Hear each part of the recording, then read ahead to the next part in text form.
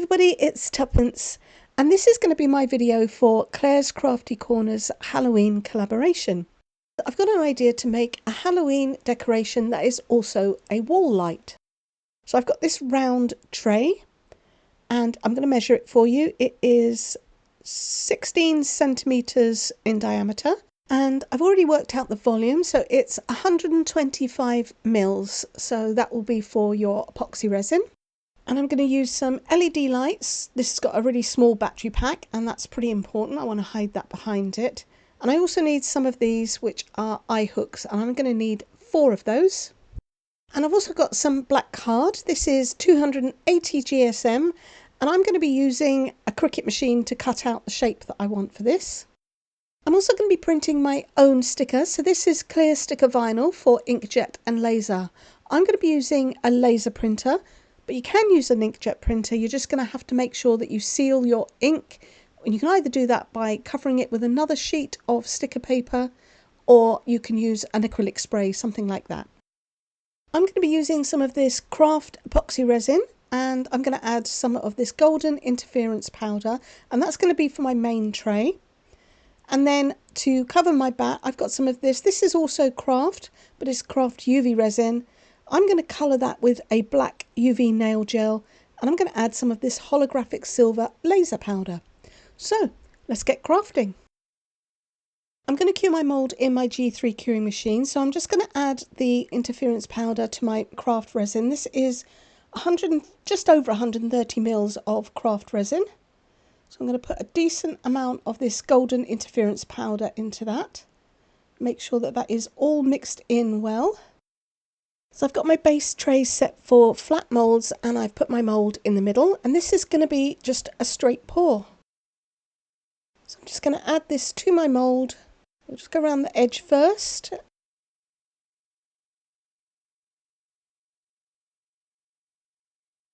And then I can use a stick to make sure that I've got no bubbles clinging to the edges.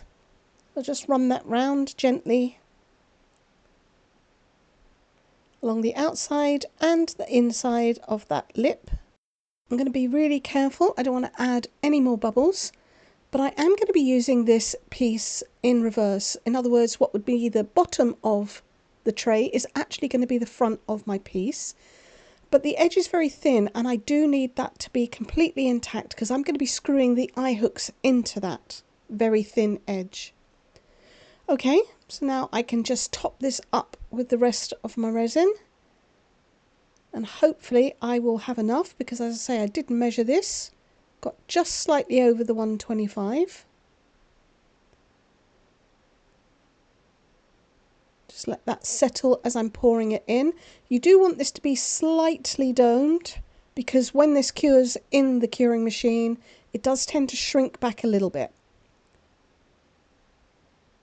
Alright, almost there.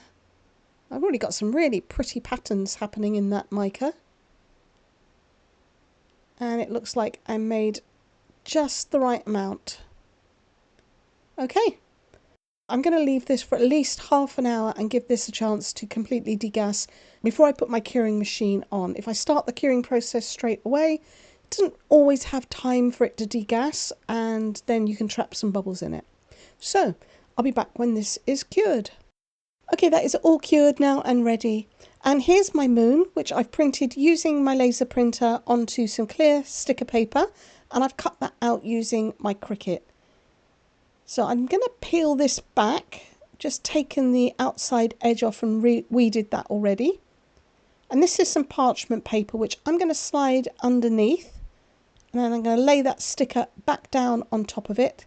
And then I can take this completely off of my backing paper. As I'm putting this onto the back of my tray, I don't need to demold it first. So I'm just going to try and line it up and get it in position, making sure that I keep that sticky bit at the top lifted up. And once I'm happy with the positioning, I can gently press the sticky bit down. I'm trying to avoid that toner print. It's only melted onto the surface of this film and you can easily scratch it off. So I'm just pressing gently and I can see that I've managed to trap a little bit of a bubble in there. So I'm going to try and peel this back up gently. just to release that bubble. Once I lift that up and open the bubble up, I can gently push that air out to the edge and lay that flat again. Okay. You can use a squeegee. I like to use my nails. As I say, I don't want to be touching that print at the moment.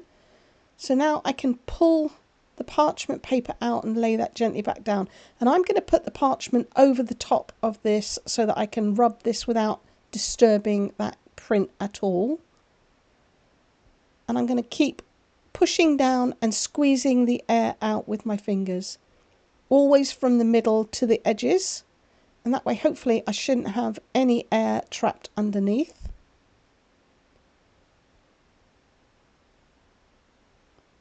Keep pushing the air to the side.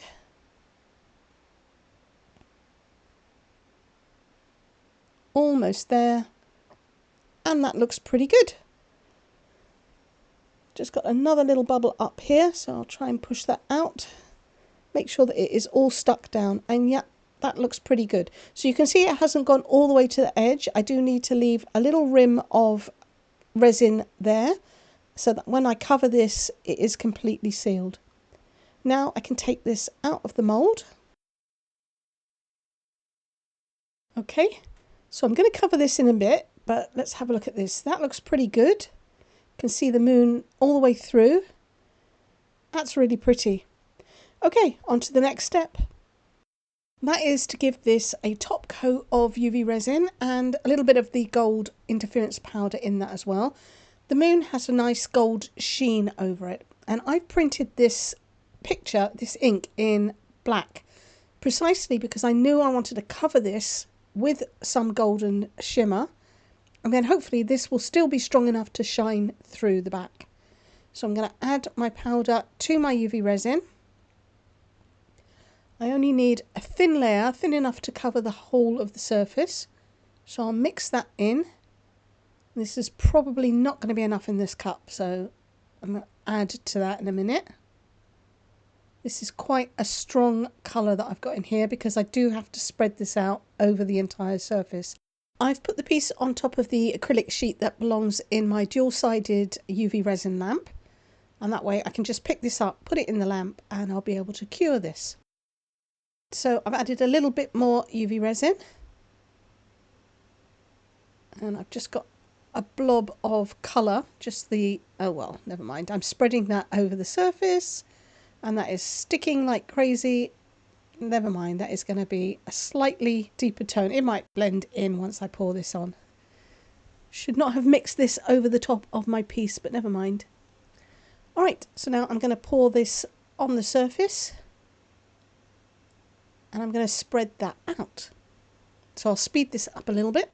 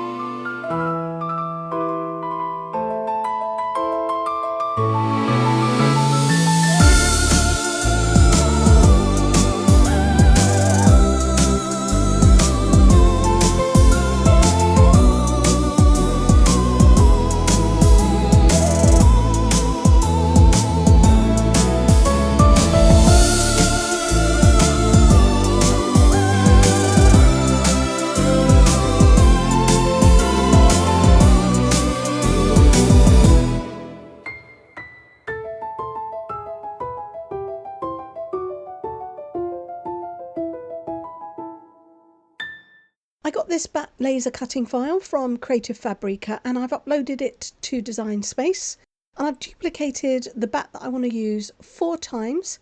It's set at 14.5 centimetres. I drew a guide that is the size of an A4 sheet of paper, and then I just arranged the batts within that guide, and then I attached them all together so that they would cut in exactly that arrangement. That way I could get all 4 batts onto one A4 sheet of cardstock. And now I just need to stick all of those pieces together. This is bookbinding glue, and I'm going to put a blob onto my silicone mat. And I have a piece of sponge. You can use a makeup sponge. And I'm going to apply the glue with that, just by dabbing it all over the back of, well, the front of this batt. And that way I can make sure that all of the pieces are covered. So you do have to work pretty quick with this glue. It does dry fairly quickly, but I should be able to get this covered before it sets. I'm just pouncing the sponge up and down, particularly concentrating on the edges and the filigree on the wings. And then I just need to stack another one on top. And if you pinch the edges between your fingers, you should be able to get them to line up. You do want them to line up exactly. And then just squash that together. I'm going to carry on stacking that up until I have all 4 stuck together and I have one thick batt. Well, I'm waiting for the glue on the batts to dry, so I'm going to mix up some UV resin that I want to coat that with. I'm only going to do a little bit at a time because I won't know how much I'll need, and I'm going to colour it with this black UV nail gel, and I love using this to get black UV resin. It is designed to cure as it is, so if you add it to UV resin you can be sure that it will cure however dark you make it. I've just put a bit on the tip of my silicone brush, so I'm going to stir that in, and you can see it is lovely and black. And then if I put this on the side of the cup, you can see just how translucent it is. So you will get a cure if you put this underneath your UV lamp. But I want to add a little bit of sparkle to this. So I'm going to use some of this laser powder, which is a holographic silver powder. I got this from Temu. And you only need a tiny bit of this. So I'll pop that in. And you can see it shimmering as it spreads out on the surface. It's really pretty. But a little bit does go a very long way. So I'm going to mix this in. And I think I've actually put a little bit too much in there. You can see how it's changed the colour. I want that a little bit more black. So I'm going to add a tiny bit more of the nail gel. Put a bit on the end of my brush and I can stir that in. And that's brought back a little bit more of that black colour, so that should be fine. Okay, I'm just going to pop this to the side, make sure it's not in any UV light, and I'll add it to the batt as soon as it's dry. Which it now is, and it's very sturdy. I've added a little bit more UV resin to this and a little bit more of the black nail gel because it wasn't quite dark enough. So all I have to do now is give this batt a couple of thin coats of the UV resin, curing in between. And I'm going to make sure that I cure this for at least 5 minutes at a time, just to make sure that it's all cured because the paper's dark and the UV resin itself is dark. And in case I didn't mention it, this hasn't got any kind of sealant or anything on this cardboard. This is going directly on top of the cardboard. So once again, I'm going to speed this up and I'll pop on a little bit more music.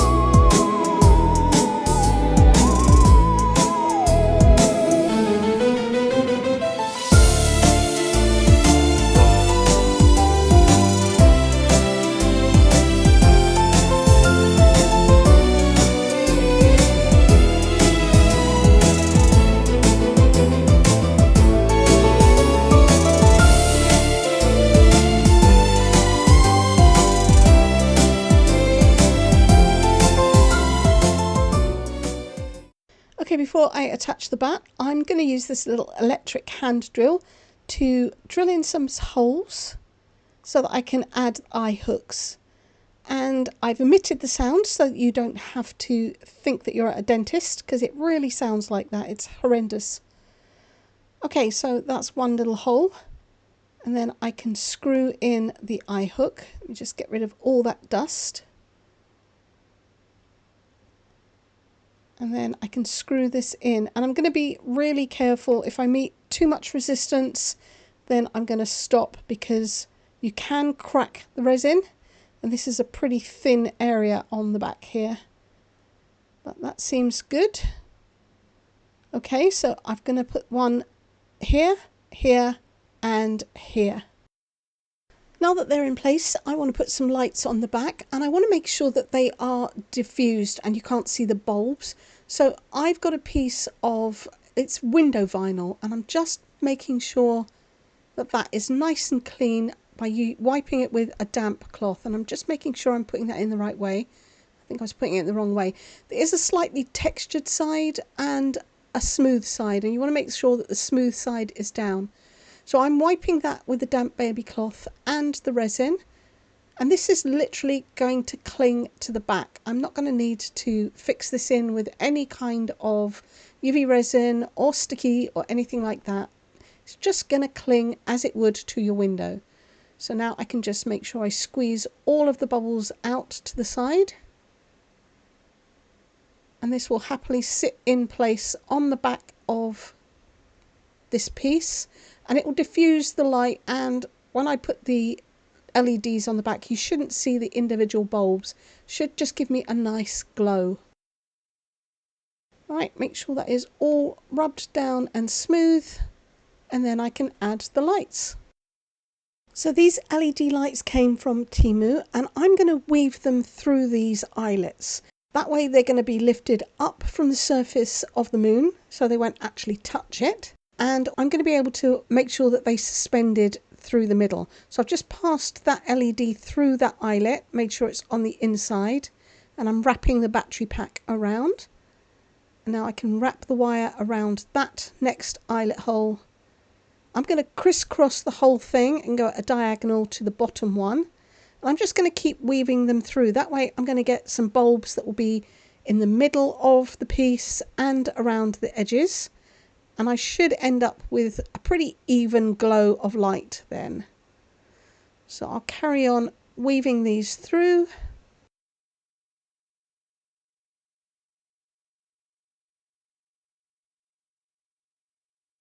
Okay, if I go up through this one, I can have an X in the middle. Just gently pull the bulbs through. Okay, and I'm just going to wind this around so that I get double lights in the middle.